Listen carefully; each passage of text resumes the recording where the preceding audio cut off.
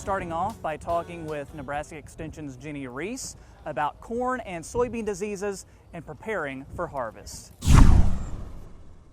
Pre-harvest diseases, something we mentioned a lot, still important to hammer that home though. So what are some of the top questions you've been getting from producers? And I guess keeping in mind you've got your corn stalk example, I've got my cob, you've got some soybeans. What have people been saying to you? Yeah, Troy, they're wondering what's going on in the fields we've got plants that are just, if I was to extend this whole plant, they're just out there and they're just dying in the fields. And we've got soybean plants in situations that are just dying in the fields as well. And so the questions are, what's going on there? Regarding corn and soybean diseases, what can you tell us here? So what I can tell you is that we've got a bunch of different types of stalk rot that are occurring in fields, and a lot of different reasons for that. It could be due to the ponding, compaction, it could be due to nitrogen loss in fields, it could be due to any number of reasons, disease issues, things like that. And so plants that are just dying early in fields, we're finding a lot of this where these stalks, if you were to just use a pinch test and try and push it, it gives very easily. And then if I was to open this stalk for you, you can see. It's brown all the way through there and rotted, yeah. That's right. And so we have several different types of stalk rot diseases, anthracnose and bacterial stalk rot, Fusarium gibberella, that are all occurring right now out in our cornfields.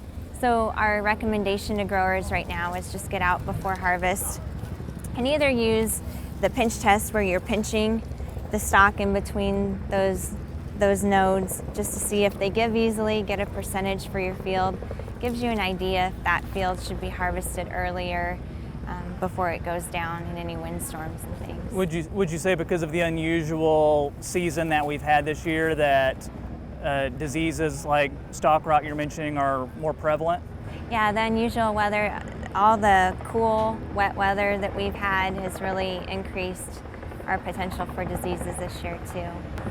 On the soybean side, plants that are dying in fields right now, if they have a rotted taproot like this, it's due to sudden death syndrome. So we're seeing a lot of that depending on susceptible varieties and history. And then there's two other diseases that is on this soybean stem. And one is you would see these rows of black dots, and that's due to pod and stem blight.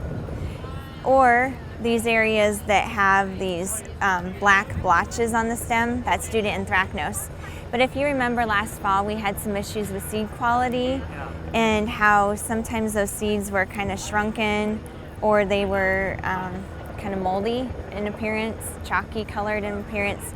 That's this pod and stem blight. That's kind of part of a complex that causes that. So maybe something to anticipate for this year too. And it's also that time of year when we need to get those pre-harvest estimates in. So starting with corn, what do we need to know? So when it comes to taking yield estimates for corn, it's about counting how many plants you have per acre. So we do it in basically 1/1000th of an acre, depending on the row spacing, how many plants you have with ears. And then you grab some of those ears and you're counting how many kernels long, how many rows around. And you can multiply these and you can show the equation on the screen.